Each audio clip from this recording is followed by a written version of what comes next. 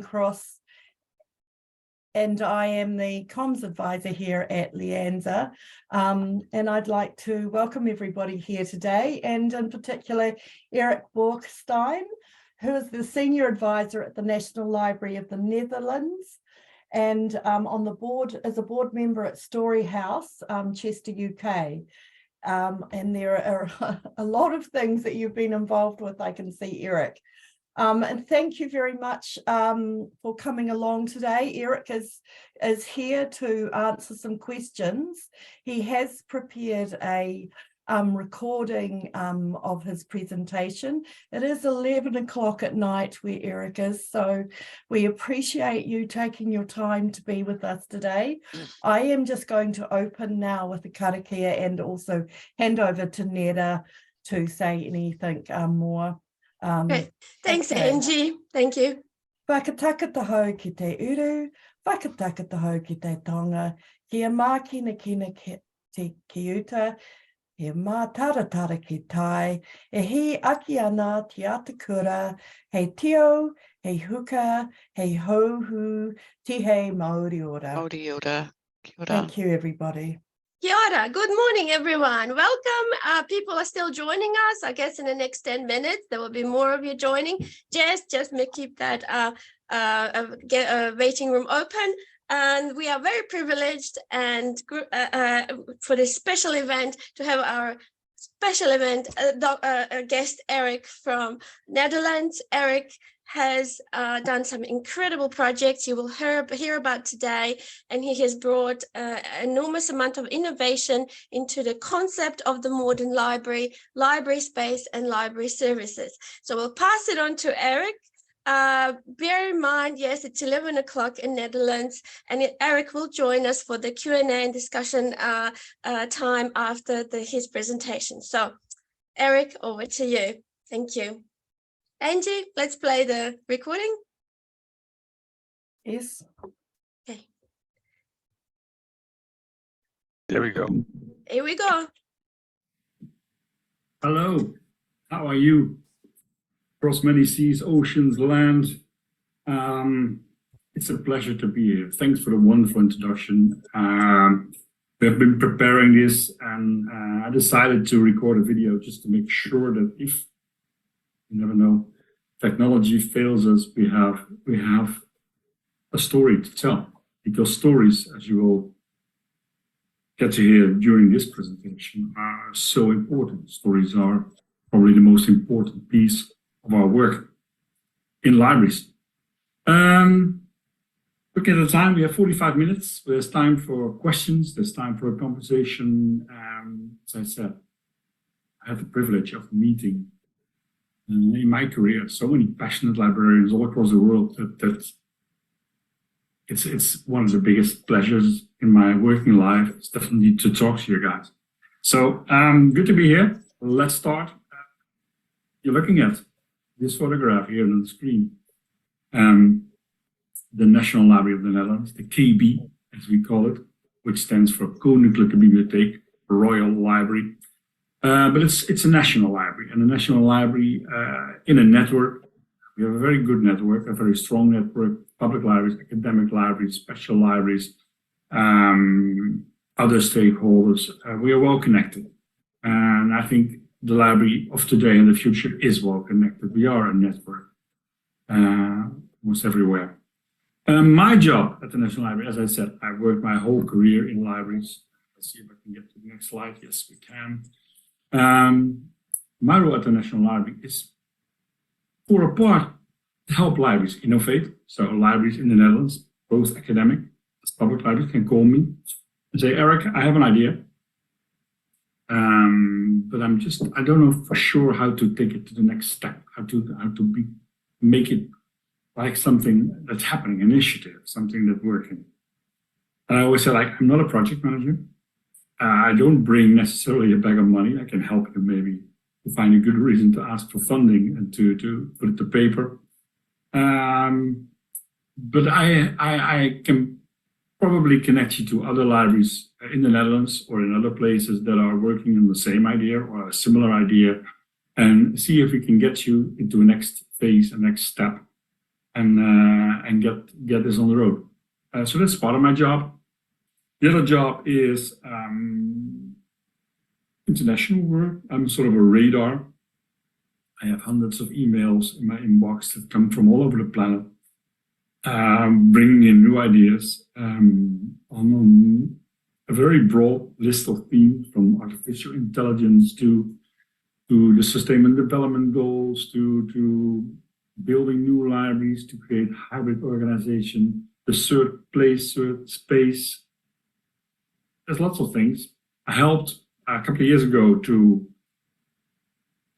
get IFLA into a new strategy sort of idea from what are we all about, what do we want to bring to libraries in the future. I set up the workshop together with my good friend and colleague Jasper Visser that traveled all across the globe, probably came to your place as well.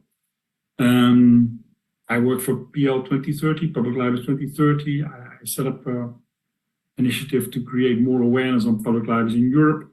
Visited 15 countries, got the MEP, the members of parliament, to their own library in their own constituency to really put their nose on the fact libraries are so much more than just places where you used to go to as a child to get books. It's so much happening there.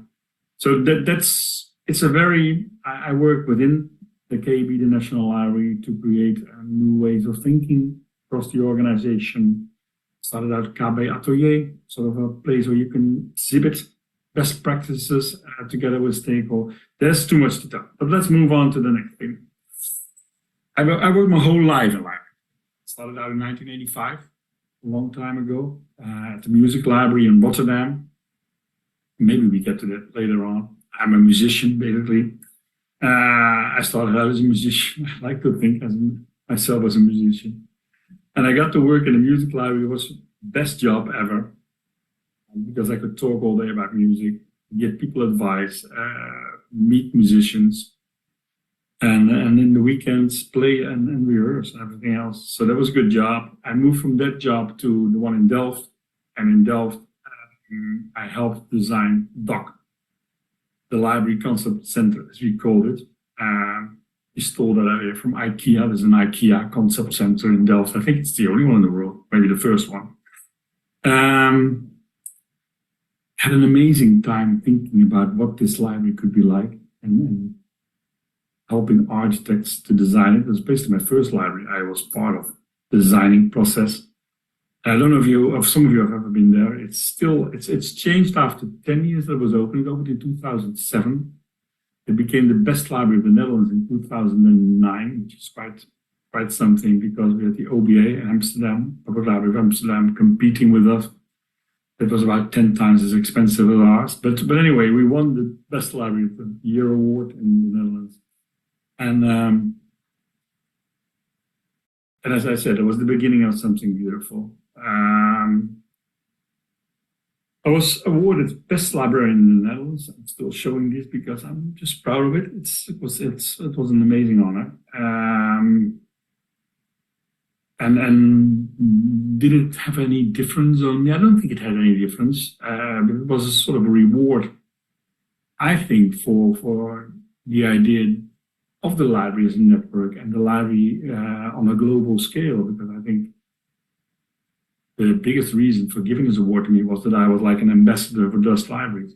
And I think that was a recognition that I appreciated very much. I write children's books. I wrote this one, the first one, Een Tonijn voor Stijn, for my mother. My mother passed away, and she worked in libraries as well her whole life.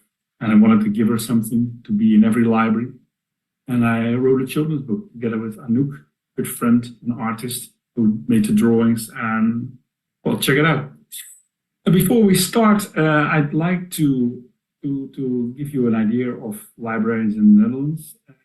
I want to show you this clip, because it's this video clip, because it says it all very well, actually. Welcome to the landscape of Dutch libraries. In our densely populated country, there are libraries everywhere, in all shapes and sizes, close to the people. In fact, there's a library within 10 minutes travel for everyone. And of course, the library is also accessible online. buildings with award-winning designs, places sparkling with energy, offering books, but also talks, debates, workshops, maker labs, and much, much more. Not only are our libraries special, so is our network. A network of libraries and partners that works passionately together to achieve common goals. And this is not just an ordinary collaboration, but an official agreement that is laid down in a covenant. Main achievements of the networked approach are our digital library and nationwide programs on literacy and inclusion.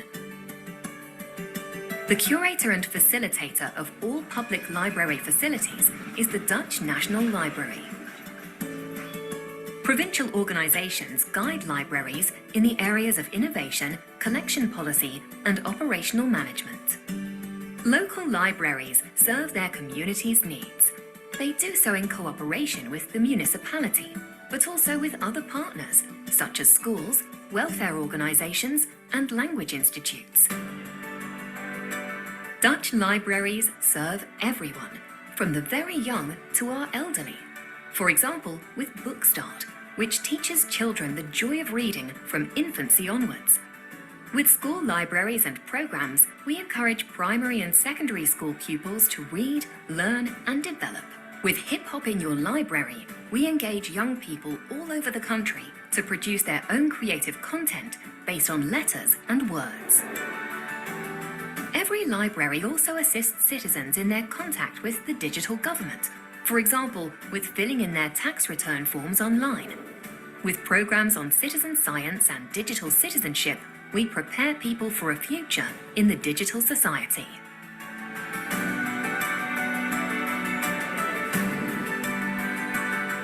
The Dutch know how to find their way in the landscape of libraries. Our services have a huge impact on society, a constantly changing society.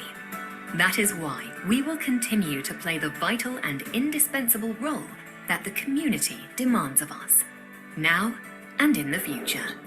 See you in the Netherlands.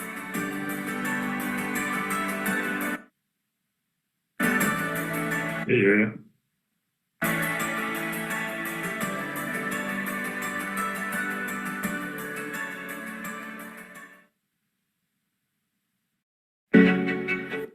Try to bring it to the next slide. The lands. There we go. I'm so sorry. Like technology, we're struggling.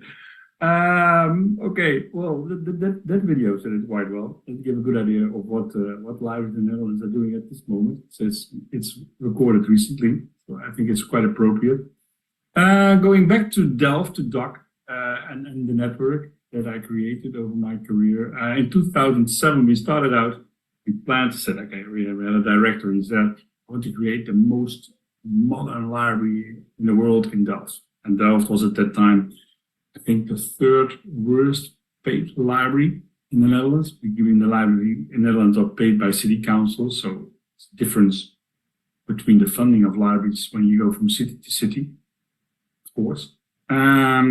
So I said, okay, let's go out there in the world if we want to create the best to see what's out there. So we started out as a trip across the USA, from New York to Monterey, California, visiting 14 libraries in 3.5 weeks, 3 guys in this camper van, 1 sound man, 1 cameraman, and me talking it all together, making videos, creating Web 2.0 content for the web, Shenanigans tour, library road trip. A book was written out of this. The book went from librarian to librarian across the planet, and we followed. We went everywhere, and we met people. We met people. The places we went. We used to do presentations in return for food and lodging. So it was basically like the old Shenanigans Island, the storyteller traveling from village to village, telling stories, gathering new stories, and against food and lodging. That was the whole idea. So we learned so many things. We met Pat in Columbus, Ohio, and realized more and more that the library business was not as it has always been. Like, it was not just preserving books or making sure that there's a circulation of books going around. You're responsible for the way people live in their own cities. It's quite a job. And that also demands quite a bit on the design. It's quite a big difference if you create bookshelves in a sort of a space and quiet.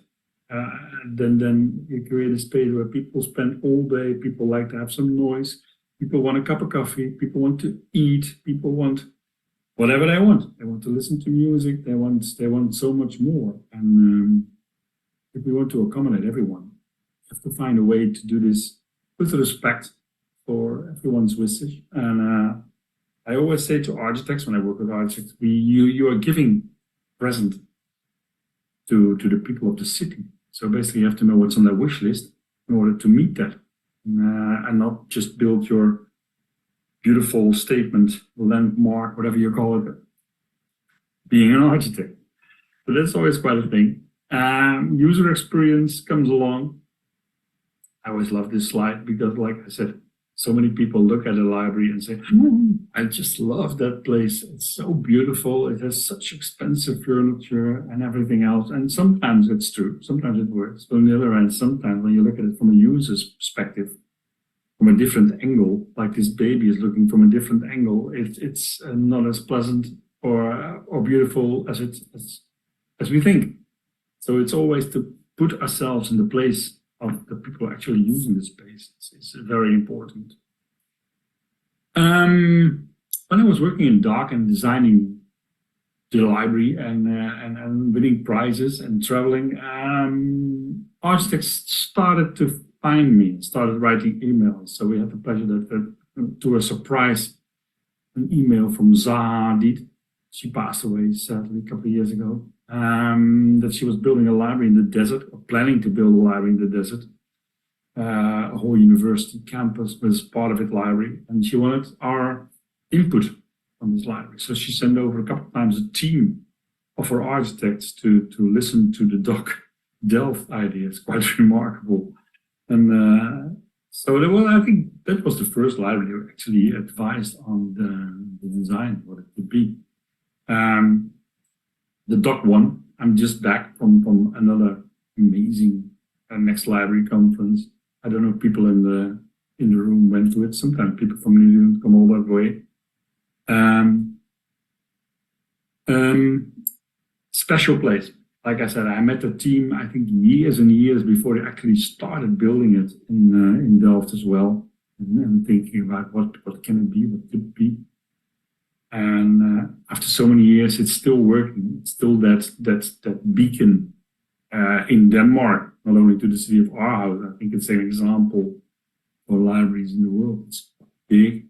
It's looking out on the harbor. It has a play garden for children around it.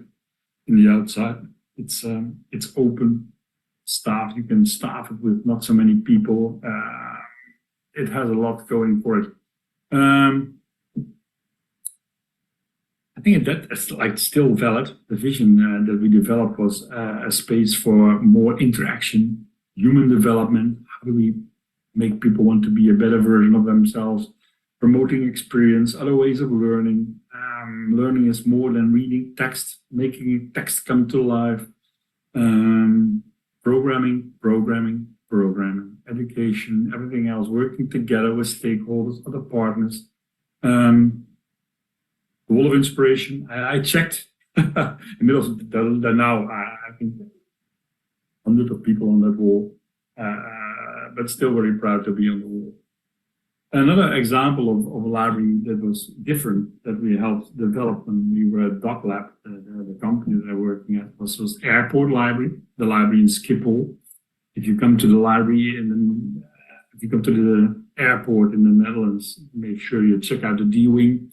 You'll find this lovely little library. It has been a wish quite a few people to have sort of an example of what Dutch libraries are all about at the airport for people traveling through. Schiphol is a big airport, but also an airport that people use as a stopover to the different places in Europe and around the world.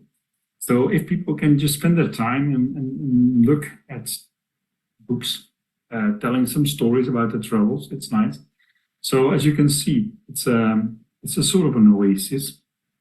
people sitting in furniture, finding some books from the cupboards, but also interactive tools. You can see the guy in the back working on a screen that was designed by us, telling the story of Schiphol, but also possibilities to tell your own, to share your photographs, your travels, tell your own story. When I started out the trip in 2007 to the US, the idea was that libraries were about keeping stories, sharing stories, and making stories.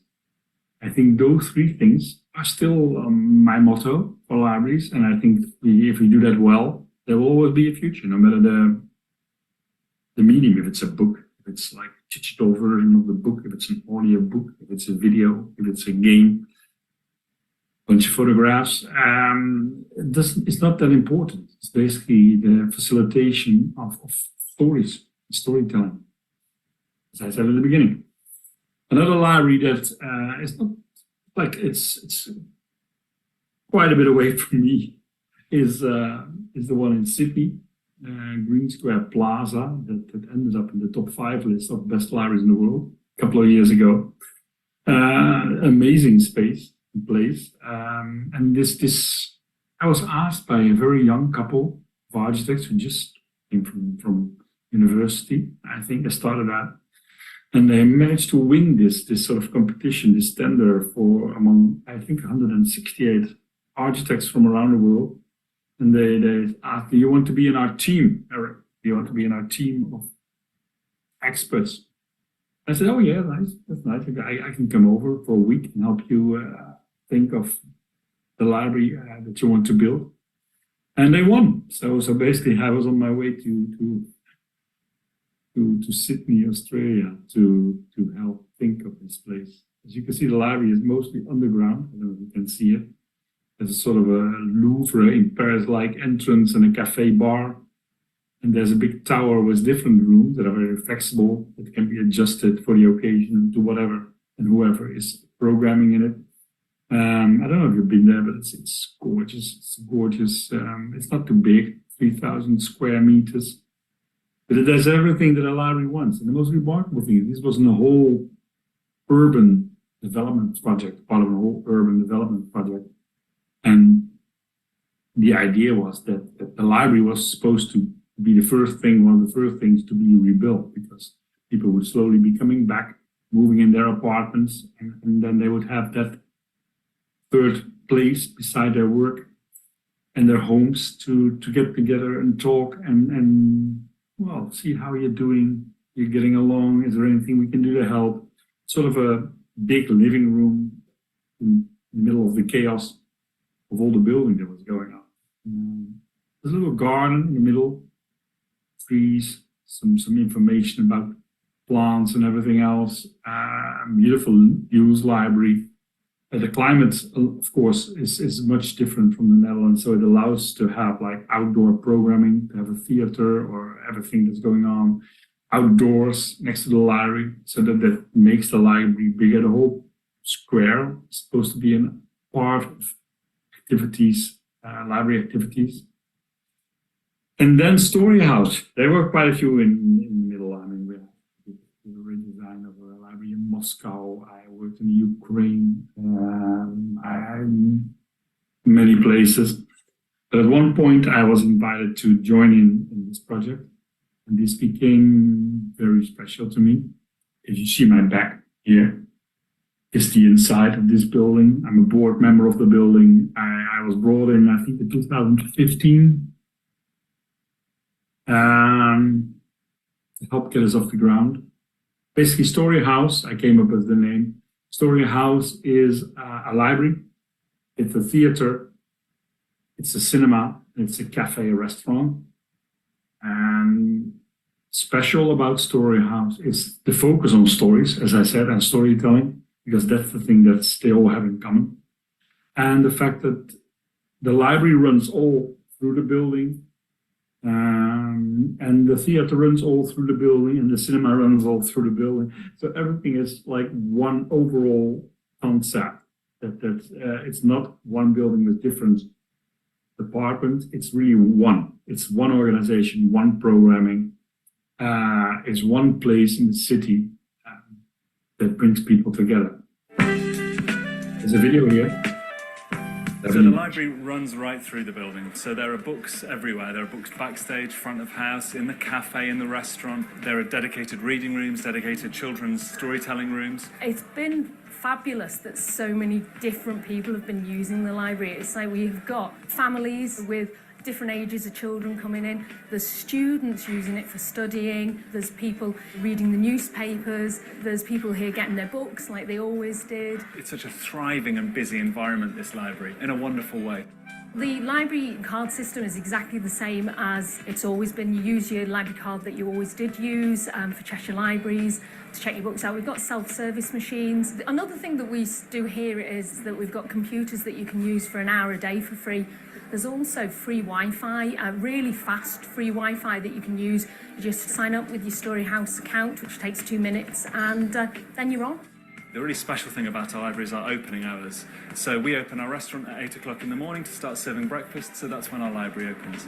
We don't shut the doors on our theatre until the last show's cleared and out, and so that's when our library closes. We've got a library here that's open every day of the week. People are using this building, people are owning this building and feel at home here. I want this library to be full of life and a busy, creative, playful library, as well as one that I hope is inspiring and somewhere that people can focus on research, on study, on learning.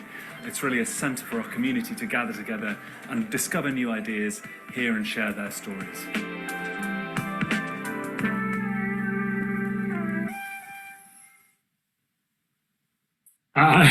As I said, I'm coming over like 5 or 6 times a year for board meetings with the train from Rotterdam, and I always get emotional. This place has like everything. Every inch of the building is curated. As you can see there's a children activity in the library. It's not held in the library, it's held on the floor of the cafe restaurant. If the theater artists have rehearsals and they come down to have a drink or a coffee, they come in their clothes with their makeup. They come to the restaurant to have food, to drink coffee, to talk to people. If there's musicians going on, they're playing, there's musicians playing at the cafe restaurant, books all across the restaurant. As I said, books are everywhere. It's open, as Alex said, from 8 o'clock in the morning to 11 o'clock in the evening, 7 days a week. It's the heart of the city, and it's exactly. I find it hard to do anything better than it's done in this place. There's a special group called Young Storyhouse, Young Cataclysm, and there's a group that ranges from 8 till 24, like 25 kids, people, young adults, who have, the 2 of them are on the board, so they're at board meetings, and they're basically responsible for the gender neutral toilets, design of the building, the programming, their own marketing for events. They learn such a lot. And there's a wish list for people who want to be on that board. So it goes to show that it's, like Alex also said, it's owned by the people of Chester and the region. This has been, and still is, an amazing success. I was at the opening with, at that time, Queen Elizabeth and Meghan, who are still have not fallen out yet at that moment. Quite special. 10,000 people came out. It's special to, of course, to be with the Queen. Who's no longer among us.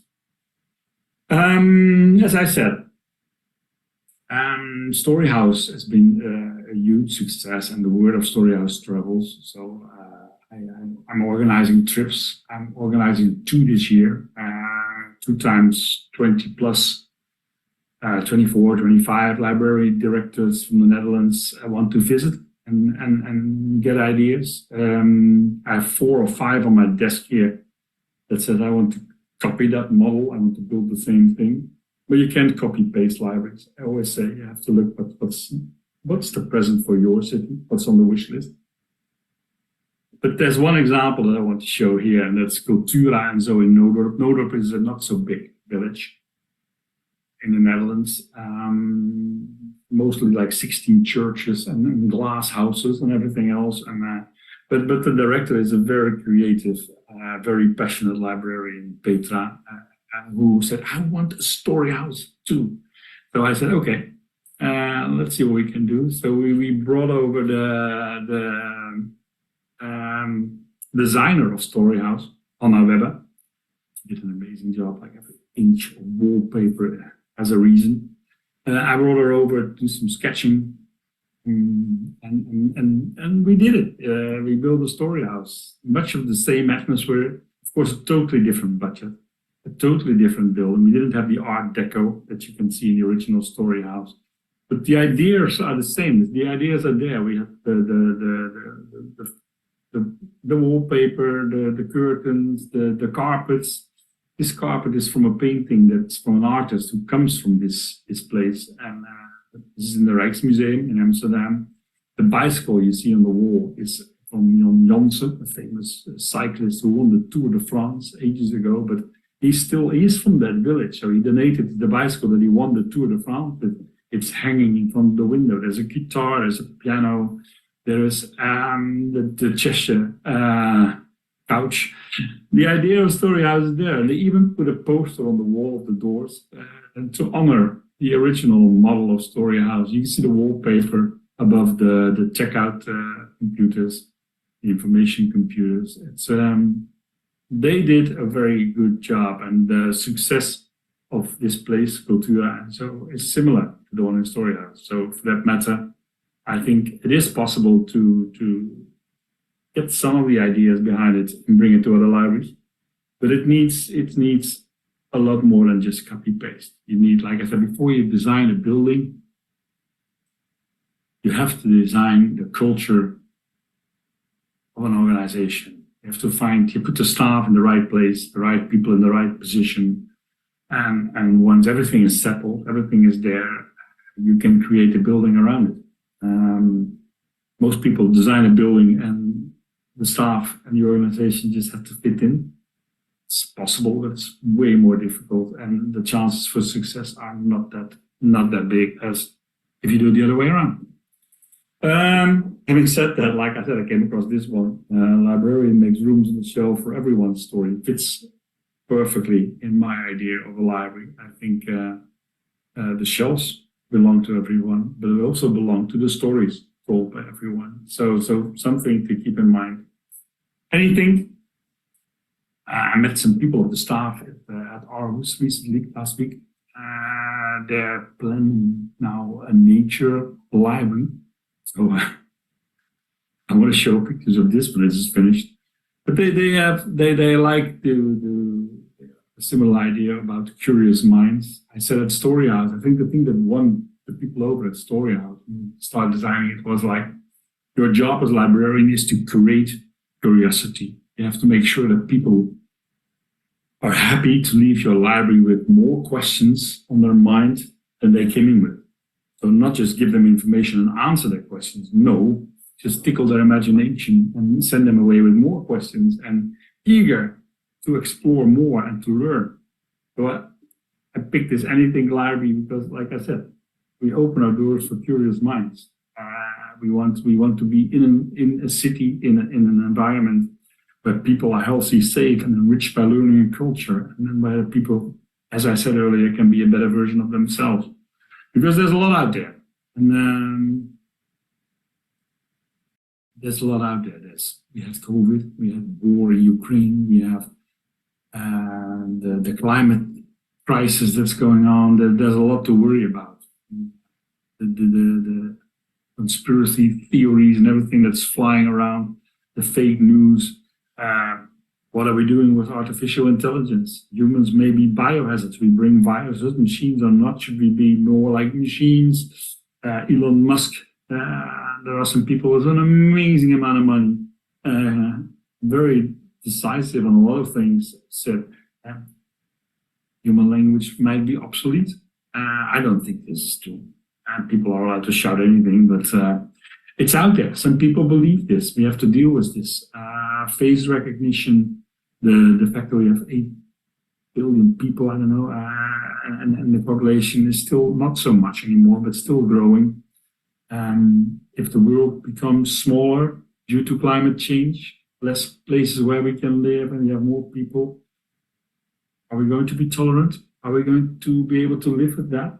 You have to think about it. What is the role of libraries in that sort of position? What is the role of libraries when it comes to technology? Do we embrace everything? Are we that place where everybody can come to? And do we have the skills to do that?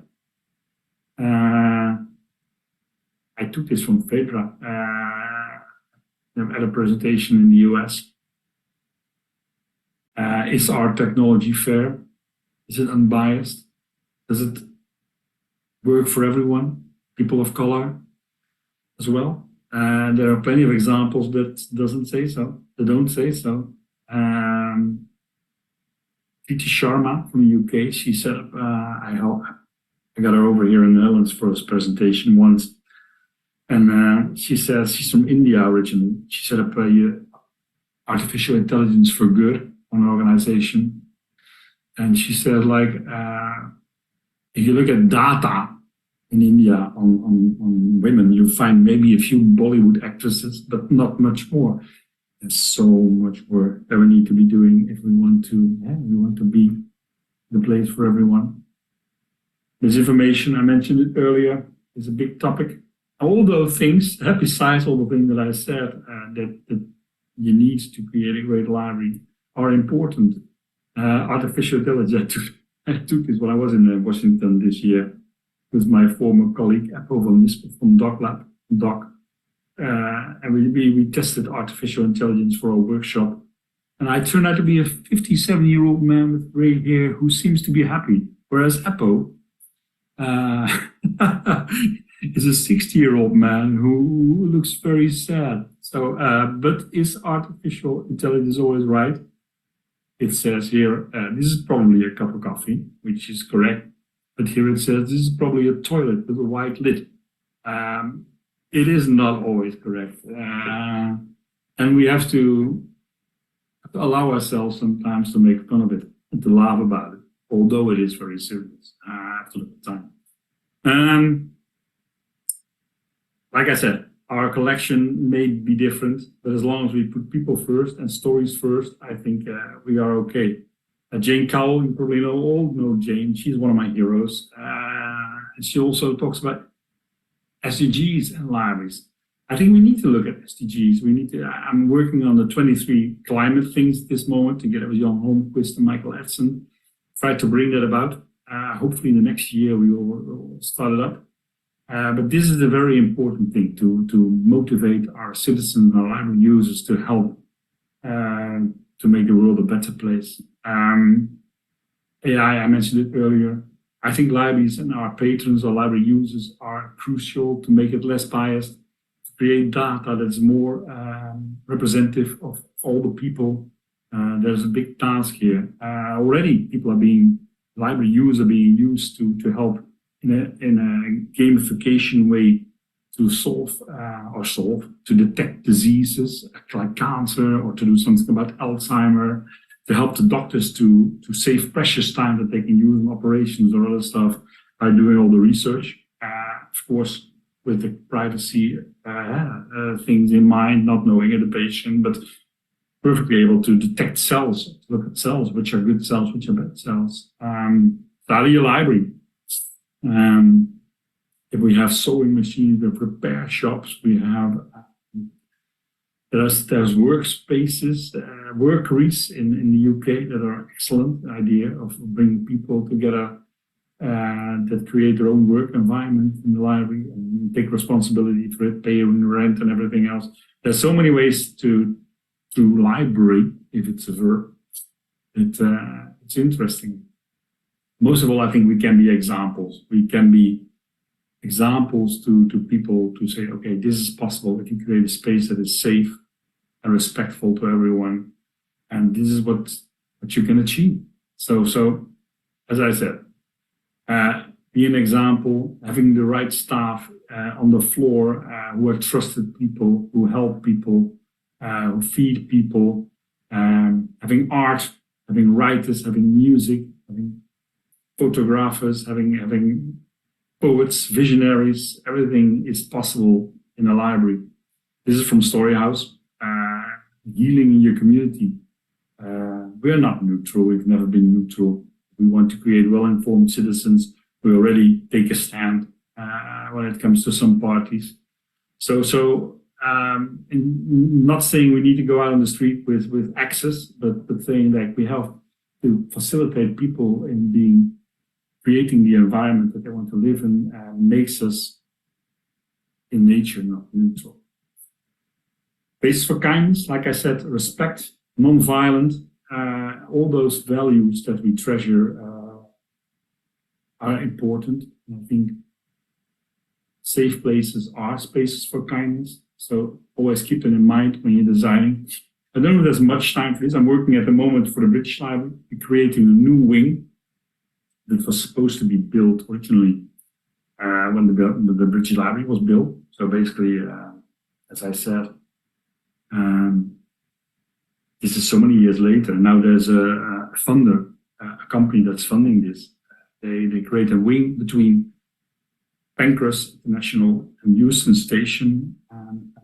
A large part of it is going to be a library, but the British Library wants it to be a more open, more public, more sort of welcoming space that is a lower threshold maybe than the British Library. Not so exclusive maybe. So we have to think about what do we expect from this wing. So I did a couple of workshops together with Aart Vos, a good friend who was also involved in creating DOC. What would be the biggest change that would come with the extension in one word? So we did a couple of workshops, and I was amazed and surprised by, we have 50 people, I think, in the room, stakeholders, staff in different organizations within the British Library. The ideas that they came with and how they were different from the British Library, maybe. So they're looking for new audience. They want flexible space. They want, if you go to the next one, who do you see using it? Families, local communities, students, tourists. Tourists may come to the original British Library. Young adults, community. There are quite a few differences here.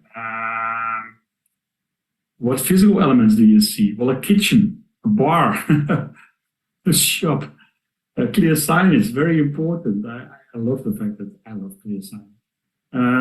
Relaxed, informal spaces. Quite remarkable things came up from the different libraries. I took them to some libraries in the Netherlands. The Lock Hall in Tilburg is one of my favorite libraries next to Storyhouse.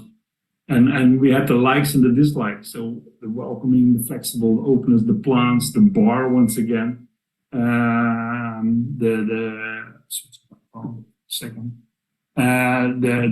dislikes were the curtains. The curtains costing a fortune in the Lock Hall. I'll show a video later on.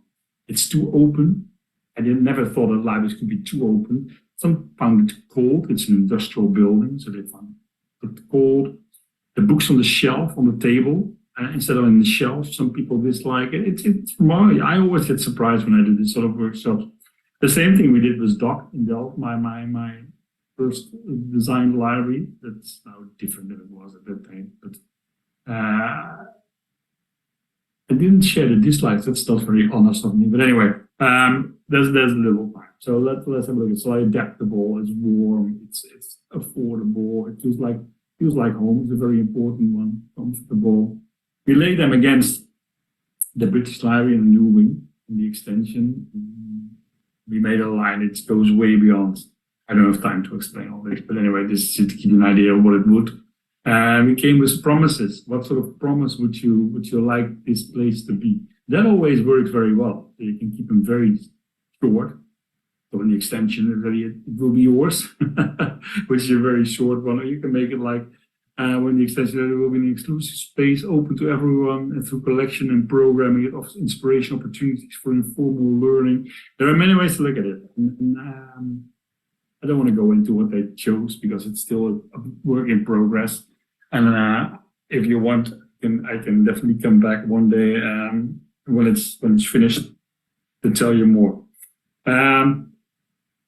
So that's another thing. I'm going over to London every month, every 2 months to talk to people there and see where we can bring this. One of my other heroes, I mentioned Jane Cowell and Aart Vos and others, but it's Jean Chan from Singapore. Gene has left the library for a while and he's back. You probably know Gene, he's an amazing person.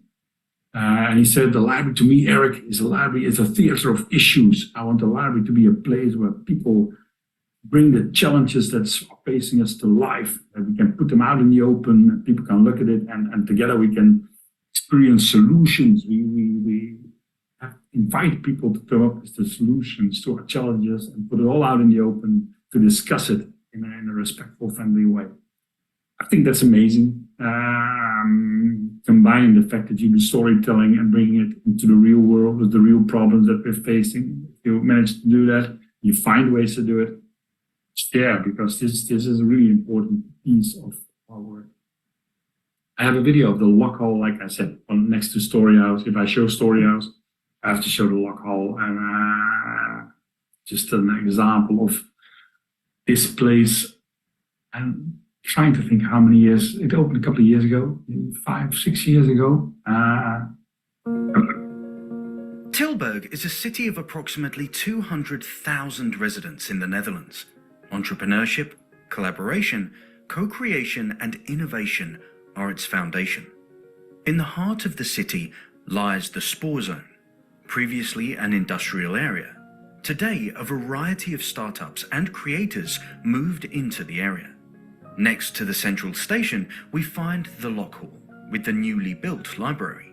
Ja, ik vind de vergelijking is voor mij makkelijk te maken. Vroeger was hier een hal waar 150 mensen werkten aan locomotieven. En dat krioelde door elkaar. En dat zie ik nu terug door de studenten, door de jongeren, door de jeugd die hier komt, de ouderen die hier komen. Ik vind het geweldig om te zien.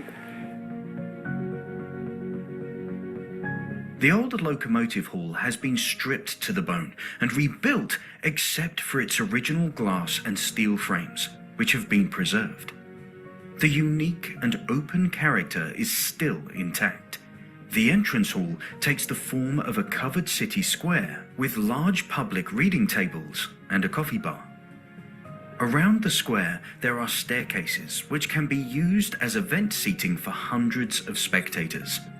The library also offers more than 300 diverse workspaces. Open spaces can be closed off with spectacular movable curtains, a real eye-catcher. The building's design inspires visitors to discover something unexpected and to have meaningful encounters. Het is toch heel erg belangrijk dat een bibliotheek voor al die generaties is. En die er ook graag met elkaar komen. En dat zie je hier gebeuren vandaag. Dat is heel erg mooi. Not only the building has transformed, but the library itself has changed as well. A few years ago, the library opened a greenfield called the Kennismaker. In this creative space, the library looked for ways to share knowledge and stories in a different way than through a book. The experiences gained have been incorporated into the Lock Hall library concept. The collection still takes center stage as an inexhaustible source of information and inspiration. Also, the employees are essential. Ambitious and enthusiastic people who embrace opportunities and put them in action. But above all, the members of the community are key. Talented people showcase their knowledge or art and hone their craft. The residents who have difficulty integrating into the community are working on their skills. At the Lock Hall, all citizens can realize their potential. The library's program is determined by looking at the city. Sometimes the initiative lies within the library itself, but more often it comes from the library's visitors and partners. The activities take place in the open space or in one of the 6 labs. Here, experimentation is celebrated. Users can work together, learn together, and test ideas together. Traditional roles of student and teacher are blurred, as a user may be a student one moment and a teacher the next. The programmers support and facilitate the access to knowledge and connect communities and individuals.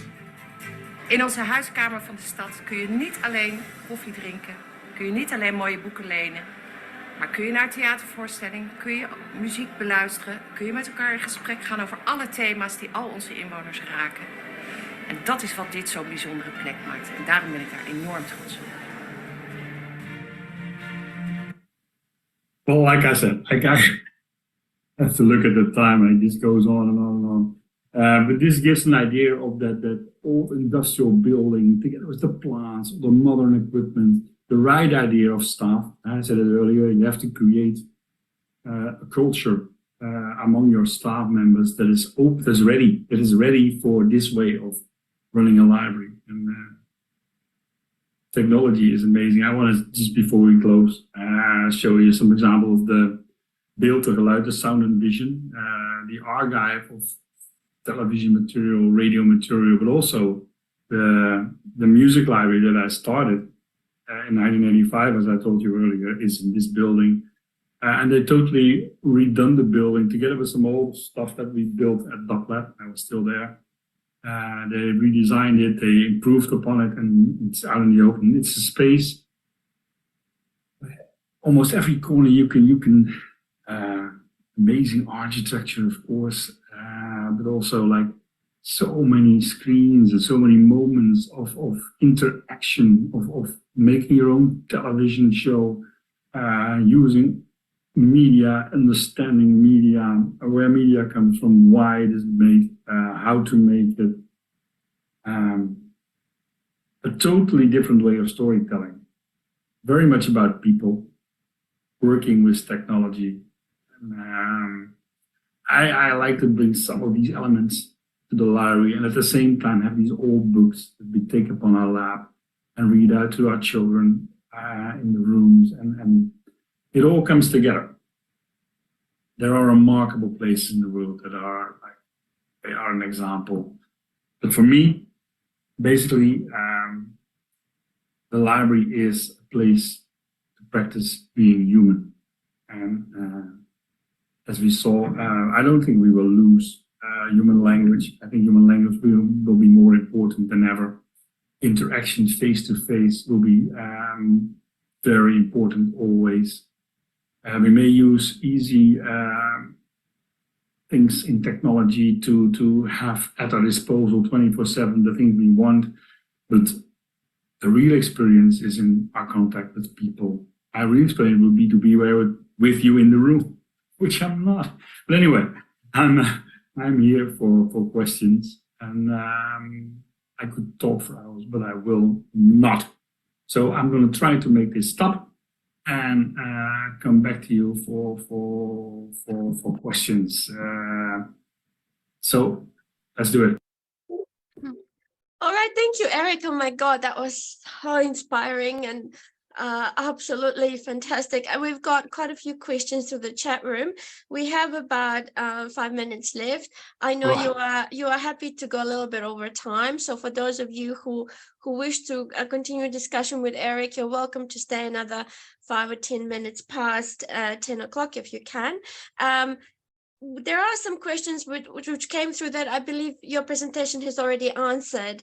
The last question related to the choosing the right staff, and we know there are no right or wrong people. There is a culture that actually it grooms, basically enables people to develop, and also for the library service to grow and develop and so on. So that probably answers this question. But another question came from LIANZA office, from Angie, which is very interesting and relates to the design of the live process of that you basically work in. One is, what are the methods or systems you use to tackle into the needs of the community, that particular communities? That's one question. And the second one came from Kim Tyree, which is the University Librarian of the Auckland University of Technology. Basically, how do we design these amazing spaces and mold them so that when we're dealing with the extremely limited budgets for doing that? And the second one was also, how do we cater for the needs of minor communities, of Indigenous communities, people who may not have a strong voice in the community, and so on. So there are a few others too, but we'll just with a few. A lot of questions. I want to go back to the first one, but help me to remember the other ones as well. It's very late here, so you have to help me. But the first question is about the staff and the culture. I still want to get back to that, because I think, like you said, it's not a thing of the right or the wrong people. It's basically why do you want to work in a place that is a public space? How much are you willing to invite people to co-program with you, to set the stage and to facilitate, instead of, like, we were so used to being the people behind the desk providing information and giving answers and helping people along the way that way. We're not so much used to being equally and sharing the space and allowing people to program in our buildings and to do sort of thing. So it starts, like my good friend Paul Oldengraber of the New York Public Library always said, like, this is Erik, we have been given one mouth and two ears, and that's for a very good reason. And librarians are, in my view, not always very good at listening. So that there's something that you have to, and that's why I mean, in a conversation, and it takes time, you create a sort of an idea. Why are we here? What do we want to do? What is this present that we're giving to the people? And what is our role in this? And if you have that atmosphere and it's growing and people start to be proud of that new place that we're creating, and there's so much going on and happening, it will come. But it needs, like I said, everything needs curation, and also the people in your building, your staff needs curation. It doesn't come with a new building like that. You need to work on it. But anyway, that's the first question. The tools, like I said, one of the tools, of course, is going out there, go outside your building, go on the streets, talk to people, talk, and listen. Of course, that's programming. Another good friend, Nina Simon, she comes from the museum world, and she started Off by For All movement. She just sent me a book. She wrote a novel. That's an amazing story, but we don't have time for that. But anyway, she have a look at the book, The Art of Relevance. I think that's an amazing book. If you want a title for a book to read, The Art of Relevance, Nina Simon, is a good book to read. The Off by For All is a whole method of community engagement. There's all the tools that you need. So check out the website, Off by For All. She's no longer there because, like I said, she had to take care of her mother, and her mother was very sick, and they wrote a book together in the time that she was over with her mother, but she wasn't able to stay on with the organization. But Off by For All is a good way to look at some of the tools that you can use. More questions, Nina, help me. This was the second one. Okay, one really important one, which we all deal with, especially in New Zealand, is limited funding budget for recreating our spaces. So, well, I think the one I showed you in the Dutch version of the Storyhouse, that's in a tiny village. Like I said, it's mostly churches and glass houses with vegetables and flowers, but they didn't have a lot of budget. But they like I said, they were first on. I was helping them out, and I first looked at the staff.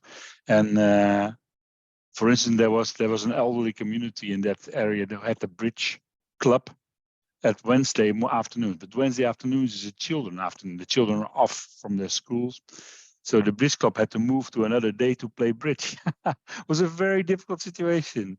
And at that point, I just made clear there was no other choice. I just sent them away. I said, you can come back on another day, or you find another place to play bridge. This is it. Because the children come first. And by sometimes you have to be brutal. I can be brutal at times.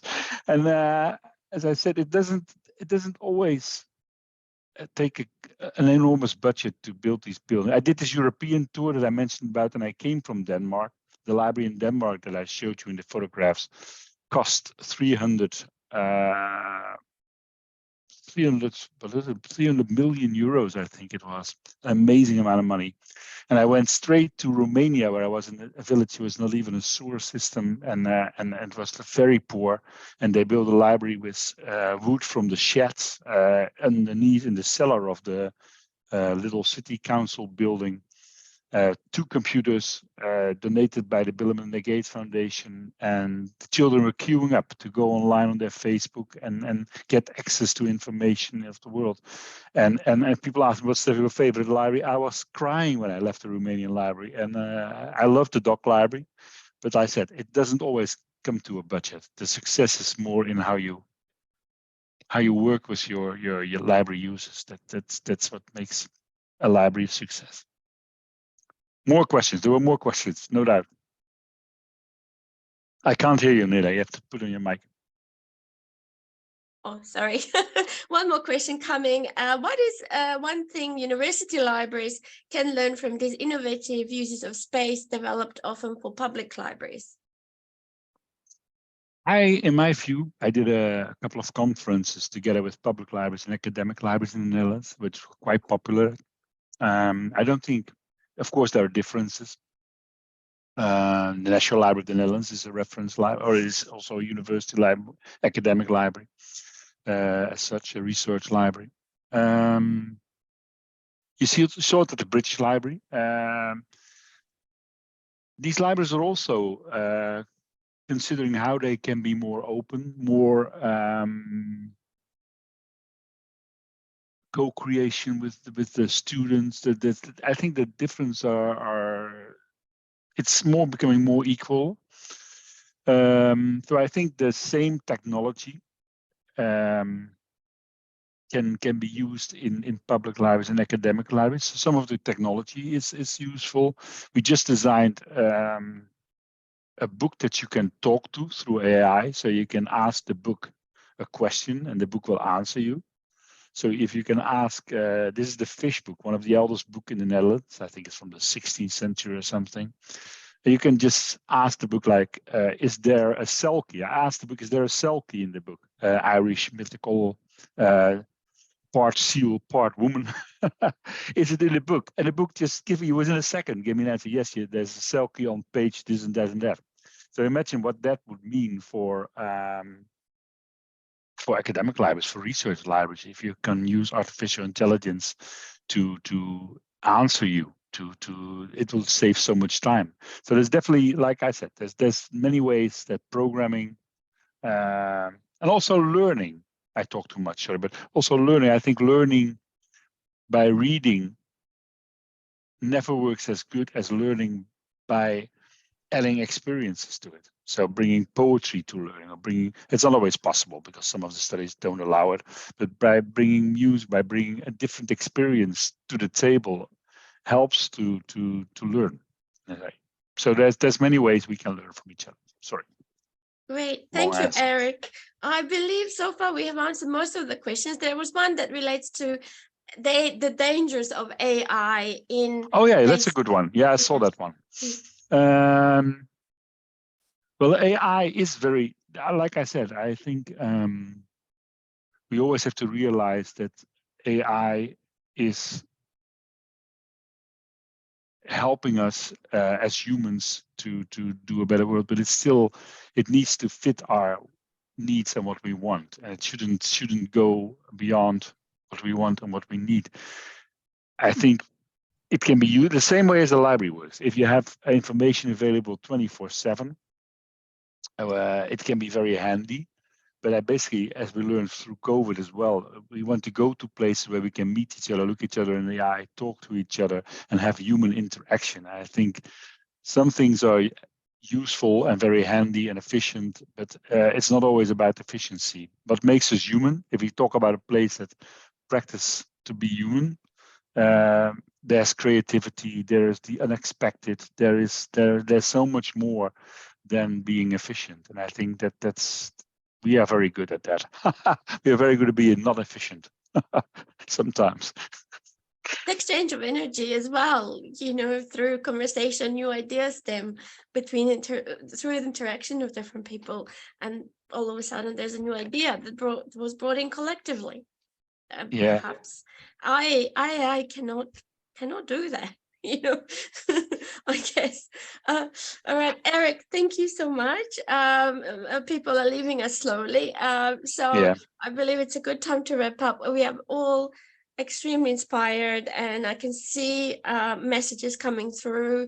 I think the audience agrees with me. It was such a privilege to have you here with us this morning in New Zealand, and I believe that the recording of this presentation will be extremely popular as well. And thank you for your time, especially being so late in Netherlands at the evening, and I believe you must be very tired.